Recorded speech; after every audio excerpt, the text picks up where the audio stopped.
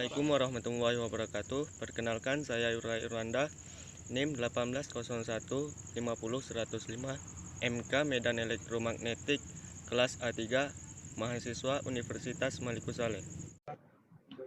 Baik, langsung saja kita akan membahas materi bab 11, induktansi dan rangkaian magnetik, di mana ada 10 subbab.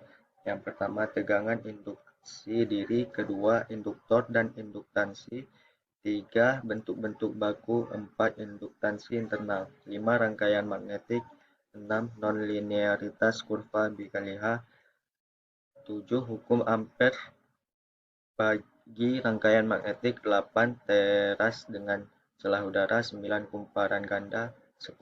Rangkaian magnetik paralel.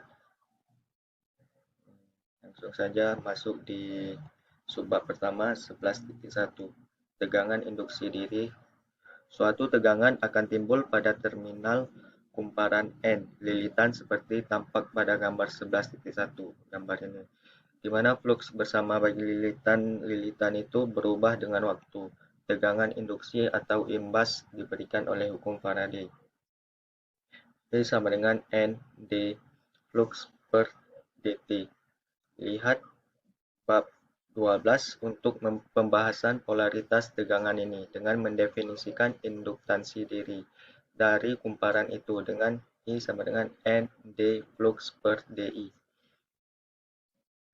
Hukum Faraday dapat dituliskan kembali dalam bentuk V sama dengan L di per dt, satuan dari Henry, di mana 1H sama dengan 1 Wh per A. Dalam setiap kalkulasi induktansi diri haruslah diperhitungkan pula kehadiran bahan-bahan ferromagnetik besarnya fluks, dan sebab itu pula induktansi diri akan sangat berbeda dalam vakum di mana sebagiannya diisi oleh bagian ferromagnetik. Baik, yang subbab kedua 11.2, induktor dan induktansi.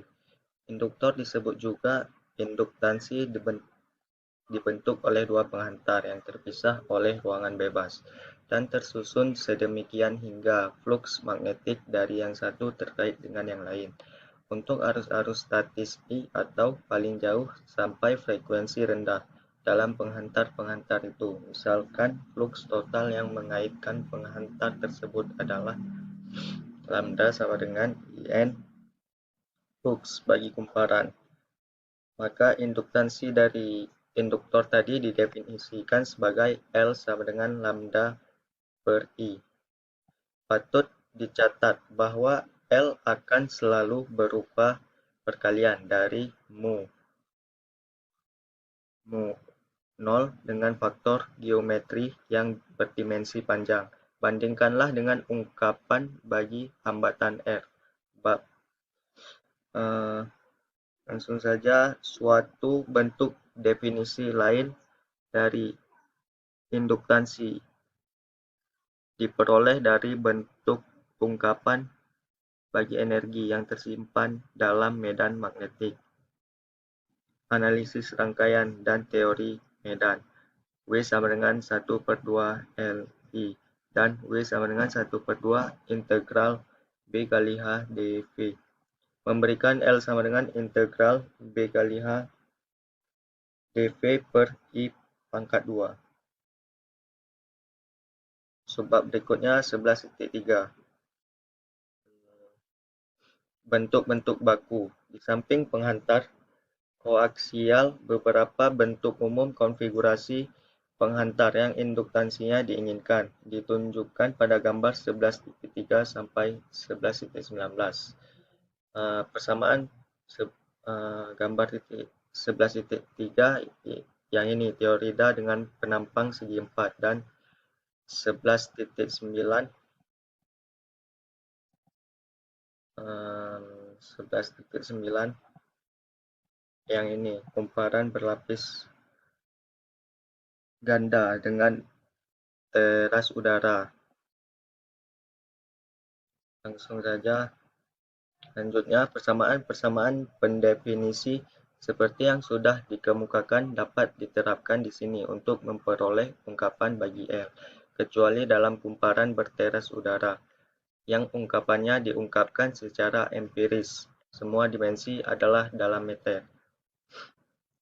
Ini gambar 11.4 teorida dengan penampang S yang umum.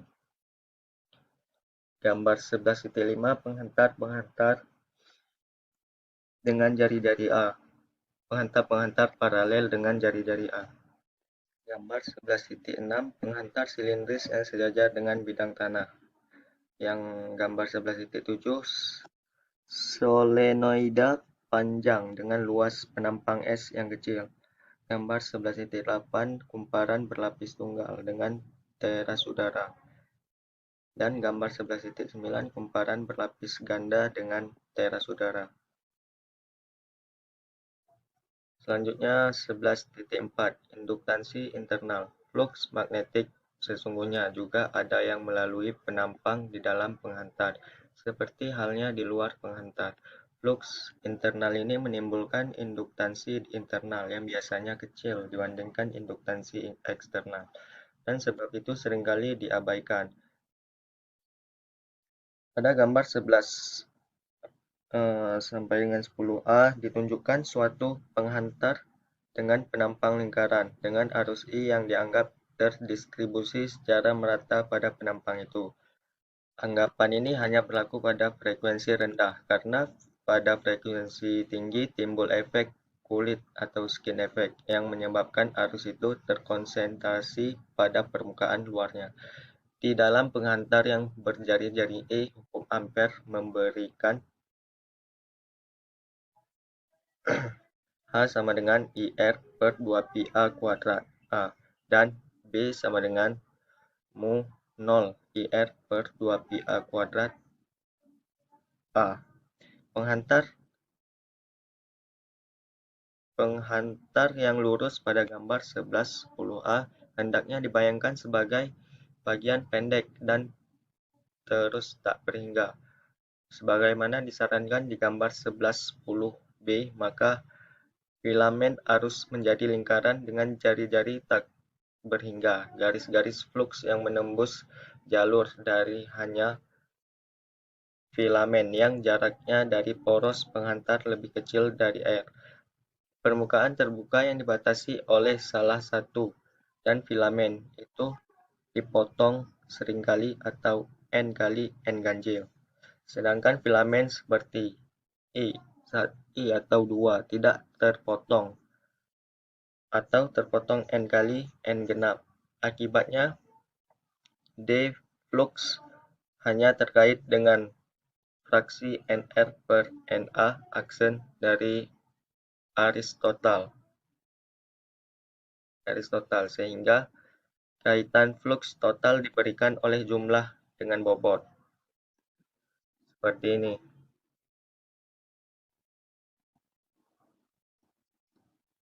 Ini gambar 11.10.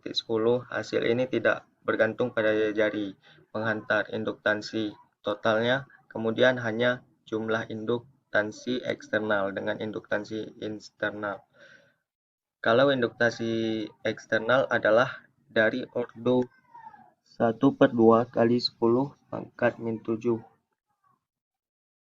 limit per M, maka induktansi internasinya tak boleh diabaikan. Selanjutnya subbab yang kelima 11.5 rangkaian magnetik.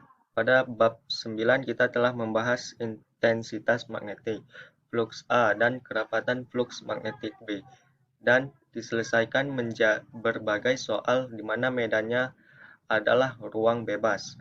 Misalnya, jika hukum Ampere diterapkan pada lintasan tertutup yang melalui kumparan pada berteras udara gambar 11.11, hasilnya adalah integral H kali dI per Ni sama dengan Ni. Tepat di luar kumparan, garis-garis flux tersebut sangat memencar sehingga B kecil harganya. Praktisnya flux itu R batas di dalam kumparan saja dan berbagai akibatnya.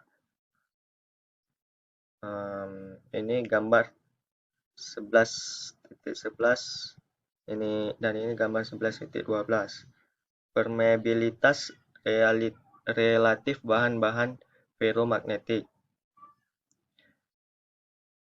mu mempunyai ordo ribuan. Sebagai konsekuensinya, kerapatan fluks B sama dengan 1,0 mu 4 RH adalah untuk tertentu menjadi jauh lebih besar daripada dalam ruang hampa. Dalam gambar 11.12, kumparan di sana tidak terdistribusi rata sepanjang teras besi.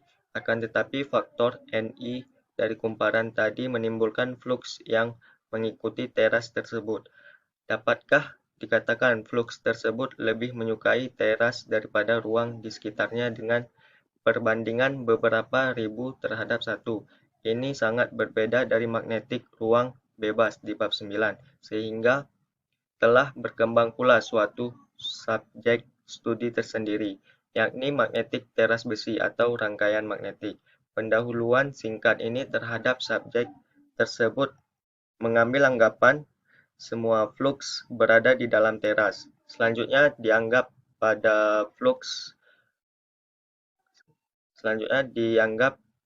pada fluks itu terdistribusi secara merata pada penampang teras. Panjang teras yang diperlukan untuk kalkulasi Ni adalah panjang rata-rata. Baik, selanjutnya 11.6 non-linearitas kurva 1BH. Suatu sampel bahan feromagnetik dapat diperiksa dengan jalan memberinya harga H yang bertambah besar dan mengukur nilai-nilai B yang bersangkutan. Gambar 11.13 dan gambar 11.14 memberikan kurva magnetisasi atau kurva BH untuk beberapa macam bahan feromagnetik yang bisa dijumpai. Permeabilitas. Ini bisa dilihat ini grafiknya, gambar 11.15.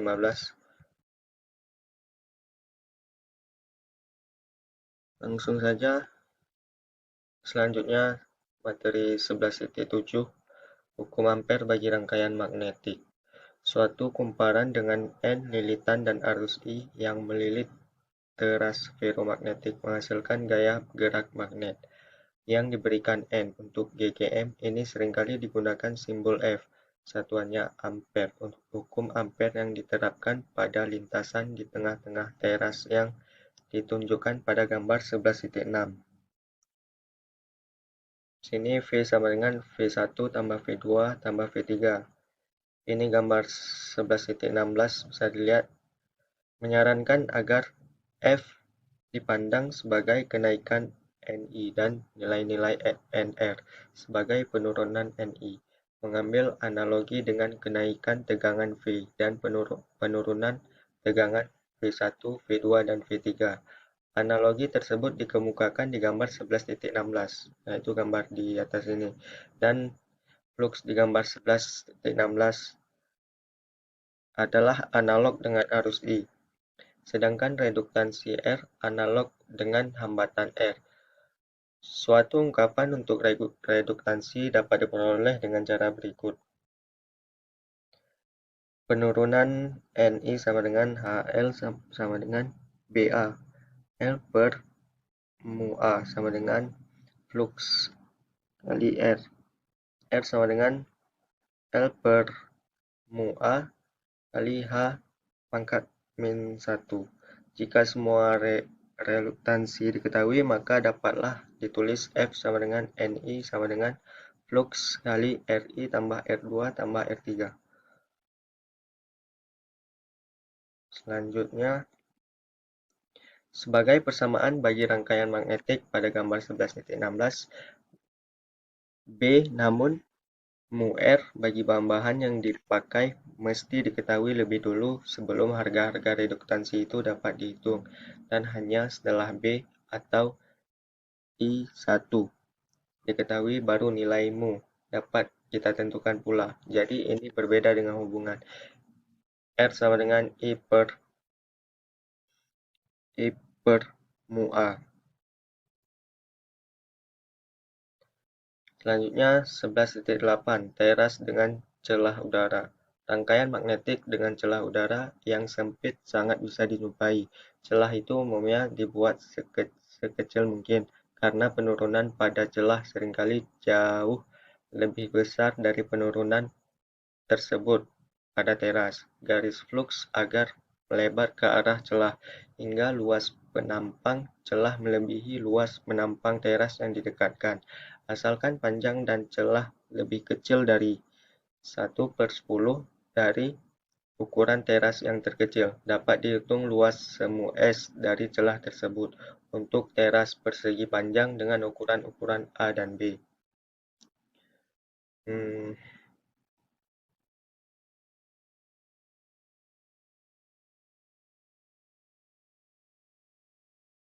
untuk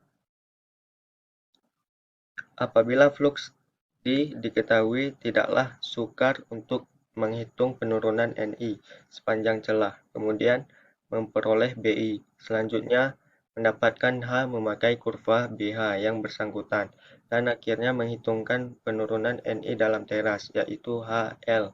Jumlah semuanya adalah Ni yang dibutuhkan untuk menimbulkan fluks tersebut.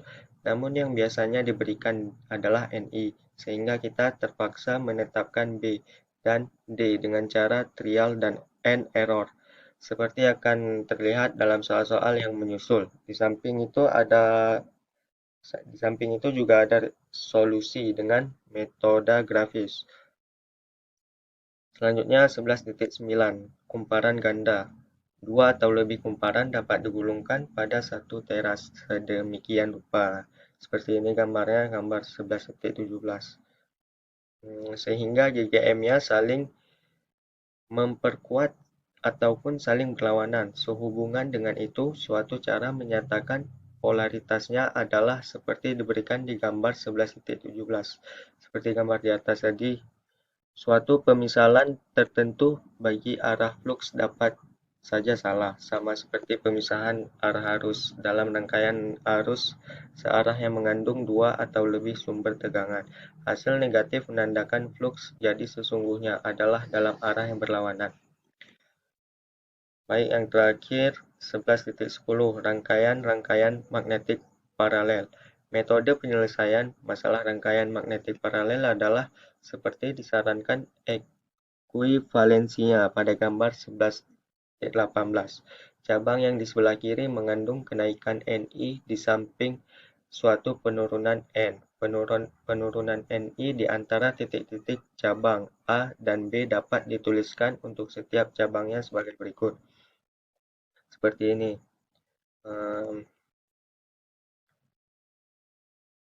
Pemakaian lebih dari satu macam bahan untuk bagian-bagian teras memaksa kita bekerja dengan beberapa kurva BH. Suatu celah yang dibuat pada salah satu cabang akan membuat MMF menjadi H1L1 tambah IA bagi cabang tersebut. Adapun perlu menggambarkan rangkaian ekuivalen dalam permasalahan rangkaian-rangkaian magnetik paralel juga merupakan kebiasaan yang baik untuk mencatat macam-macamnya bahan, luas-luas penampang, dan panjang rata-rata langsung pada diagram itu juga. Sekian video kali ini. Jika ada salah, saya mohon maaf. Sekian, Assalamualaikum warahmatullahi wabarakatuh.